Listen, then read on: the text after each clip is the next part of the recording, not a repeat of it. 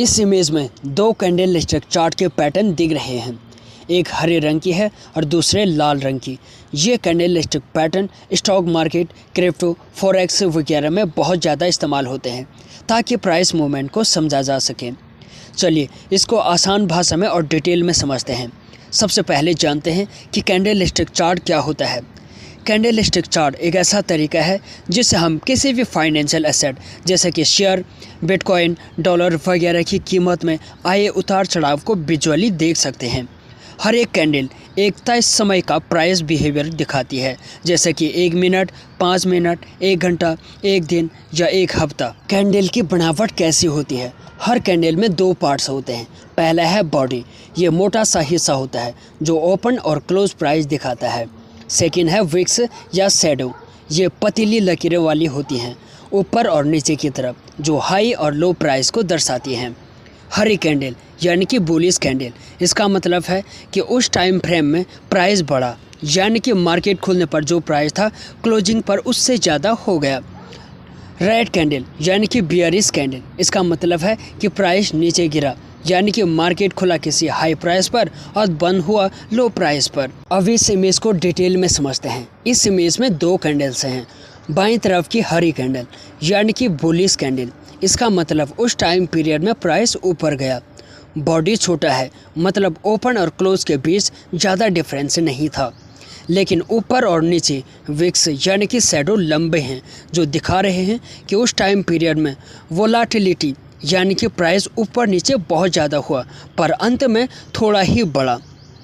दूसरी यानी कि दाएं तरफ की लाल कैंडल यानी कि बियरिश कैंडल, इसका मतलब प्राइस नीचे आया।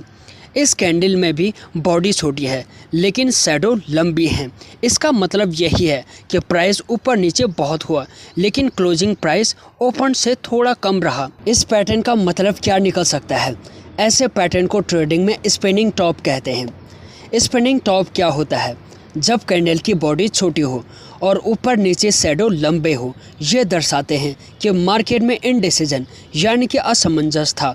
बायर्स और सेलर्स दोनों ने कोशिश की लेकिन कोई भी कंट्रोल में नहीं रहा। इसका मतलब मार्केट में अनिश्चितता है। क्या ये रिवर्सल का सिग्नल हो सकता है? हाँ, कभी कभी स्पिनिंग टॉप रिवर्सल का सिग्नल होता है। मतलब अगर मार्केट लगातार ऊपर जा रहा है और ऐसे पैटर्न दिखे तो नीचे आने की संभावना हो सकती है, और अगर मार्केट गिर रहा हो और ये कैंडल दिखे तो ऊपर जाने की संभावना की जा सकती है। ट्रेडिंग में इसका यूज़ कैसे करें? कंफर्मेशन ज़रूरी है। केवल एक कैंडल देकर फैसला मत लो, अगली कैंडल कैसी बनती है वो देखना ज़रूरी है। सपोर्ट और रेसिस्टेंस देखें। अगर ये कैंडल किसी सपोर्ट या रेसिस्टेंस लेवल के पास बनी है तो इसका मतलब और मजबूत हो सकता है। वॉल्यूम एनालिसिस करें।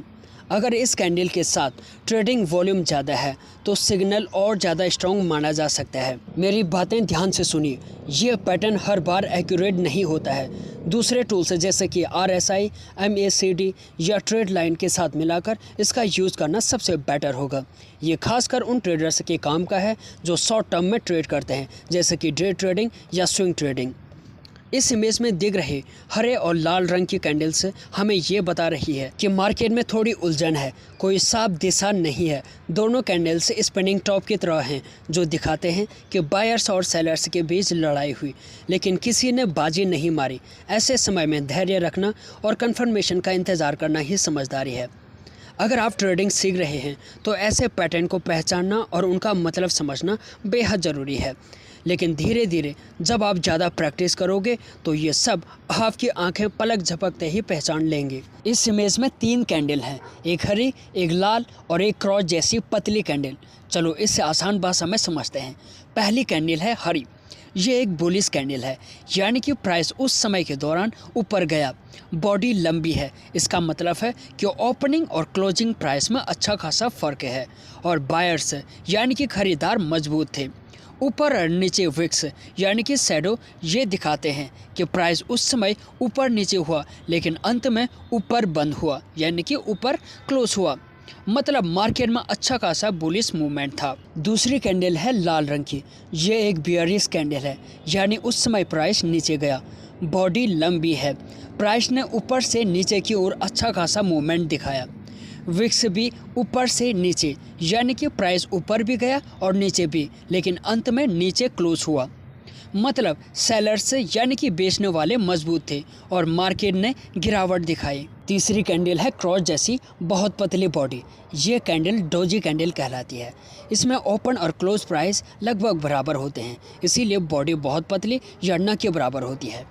इसमें शैडो ऊपर नीचे दिखाते हैं कि प्राइस में हलचल हुई, लेकिन आखिरी में मार्केट वहीं के वहीं क्लोज हुआ। मतलब मार्केट में इनडिसीजन है, मतलब कंफ्यूजिंग है, ना बायर से जीत पाए ना सेलर से।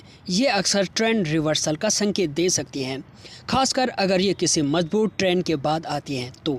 इस इमेज में दो खास तरह की कैंडल दिख रही हैं, एक हरी है और एक लाल है। दोनों कैंडल्स की बनावट लगभग एक जैसी है, लंबी ऊपरी और निचली शैडो यानी कि विक, और बीच में पतली और छोटी बॉडी। आइए इससे आसान भाषा में समझते हैं।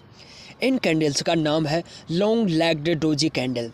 ये एक डोजी कैंडल की वैरायटी है जिसमें ओपन और क्लोज प्राइस लगभग बराबर होते हैं और ऊपरी और निचली शैडो लंबी होती है।